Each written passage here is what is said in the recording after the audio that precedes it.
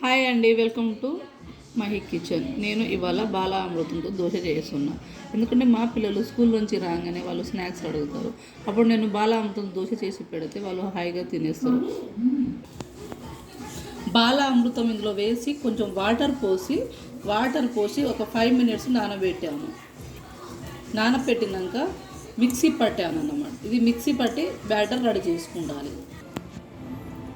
ఇప్పుడు నేను ఇలా మిక్సీ పట్టేసాను. బ్యాటర్ దోశ బ్యాటర్లా రెడీ అయిపోయింది అన్నమాట. రెడీ అయిపోయినాక స్టవ్ ఆన్ చేసి పెనం పెట్టుకోవాలి. పెనం హీట్ అయ్యాక ఇలా దోశ బ్యాటర్ని దోశ పిండి దోశలా వేసుకోవాలి. ఇలా దోశలా వేసుకున్నాక ఒక 2 minutes తర్వాత అది కాలినాక ఆయిల్ పైనుంచి అప్లై చేయాలి. పైనుంచి ఇలా ఆయిల్ అప్లై చేయాలి.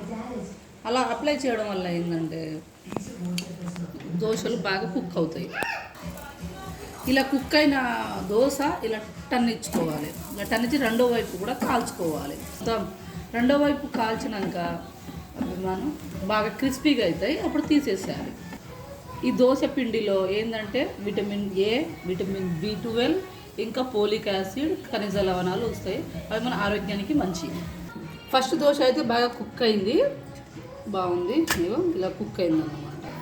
నేనైతే మా పిల్లల కొరకు నేను 3 చేశానండి. మీకు ఎన్ని కావాలి, మీ పిల్లలు ఎంత ఇష్టపడతారో అని చేసుకోండి. దీన్ని హనీతో కూడా సర్వ్ చేసుకోవచ్చు అండి. ఇది చాలా బాగుంటుంది. Thank you. My video subscribe please.